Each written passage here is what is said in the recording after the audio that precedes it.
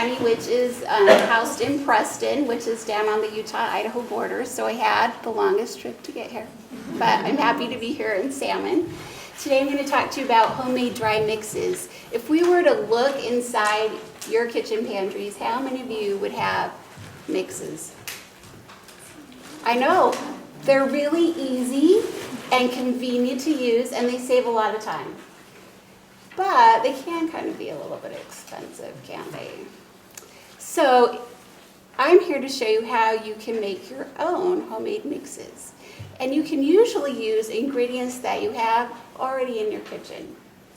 It can save you time because the time that you're mixing it up is actually time that you're investing into future recipes. They estimate that you can save about 3/4 of your preparation time on some recipes by using a homemade mix. It can save you money because although commercial mixes save us time, we usually have to pay not only for the ingredients but also for the packaging and the labor and a little extra so they make money. If you make your own mixes, it can save you up to half the cost of a commercial mix. And if you buy your stuff on sale, you can save even more money than that. You can get better nutrition. Commercial mixes have additives and preservatives to make it last longer on the shelf, which is nice. But when you make your own, we don't tend to add those things, which is nice. We know that that's healthier. You also can make adjustments to mixes to make them healthier. You can reduce fat, you can reduce sugar or salt. You can substitute a healthier ingredient for a less healthier ingredient. It's just nice to have control, which is what making your own mixes gives you. They're also very versatile. I'm going to show you 2 mixes tonight that are extremely versatile. You're pretty much limited by your own imagination and creativity. I hope that you also will get the mix bug and decide to explore and find lots more mixes that you can enjoy and use for your family. So I'm going to start with what's called the Better Baking Mix, and it's better because it's half whole wheat. We know the whole wheat flour is better than just plain white flour. So I'm going to mix it here for you right now. I have 4 cups of all-purpose flour, 4 cups of whole wheat flour, and I used the white whole wheat, so you can't quite tell that it's that whole wheat. I have 1.25 cups of dry milk powder, 1/4 cup of baking powder, and a teaspoon of salt. Then you just get your favorite mixing utensil, mix it all together till you can tell that it's totally mixed together and it all looks the same.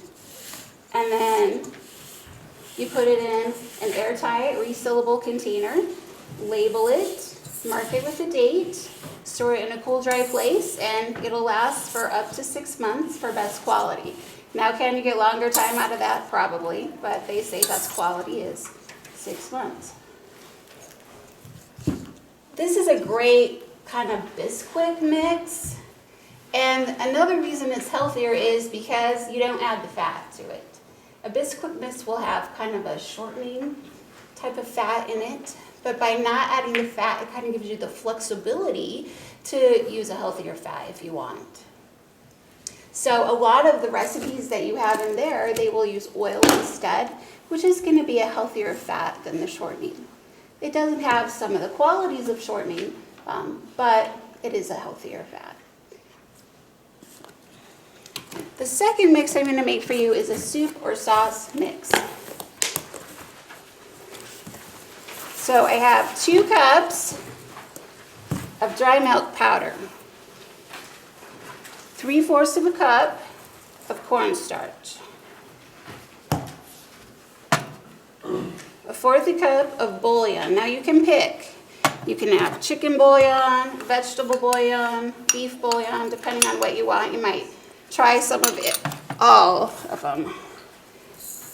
Dried onion flakes, 2 tablespoons, and if you want some spices, I have 2 teaspoons of Italian seasoning.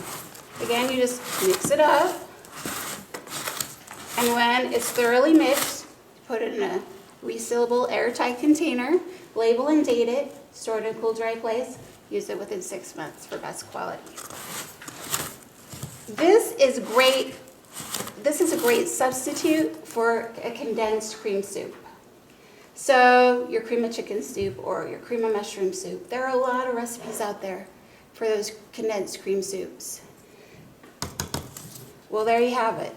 You take 1/3 cup of the mix it with 1 1/4 cups of cold water, mix it thoroughly, get all the lumps out of it, heat it up, whether on the stovetop or in the microwave, until it's a desired thickness, and then you can just substitute it for your condensed cream of soup mix. So I'm going to make something that uses both of these things. I made, like I just said, I took 1/3 cup of the mix and I made it into my cream of chicken soup. And I have a cup of chicken,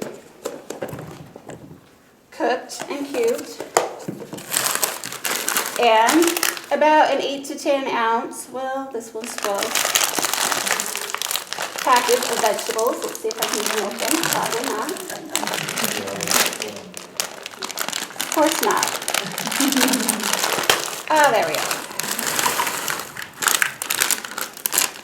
So you put it in a 9-inch pie plate, mix it up nice. And now I'm going to use your biscuit mix to put a biscuit top. And I didn't bring a bowl, so I'll just use this. Or this one, because it's clean. So I have a cup of my butter baking mix, an egg, and 1/2 cup of milk,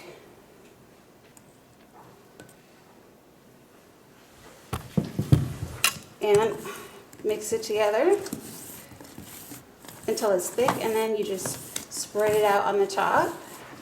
And the nice thing about the mix is, you know, if you want a little bit thicker, you add a little more mix. If you want a little bit thinner, you add a little bit more milk or liquid, and you're good to go.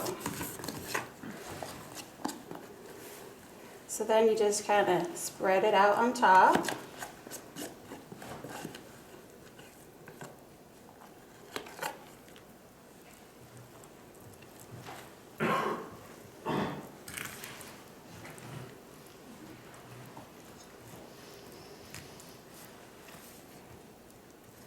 You can also make a little bit more really easy if you decide you want more topping. You bake it in a 400-degree Fahrenheit oven for 30 minutes until it's golden brown, and voila, you have a chicken pot pie for your family. I am finished. Do you have any questions? Thank you.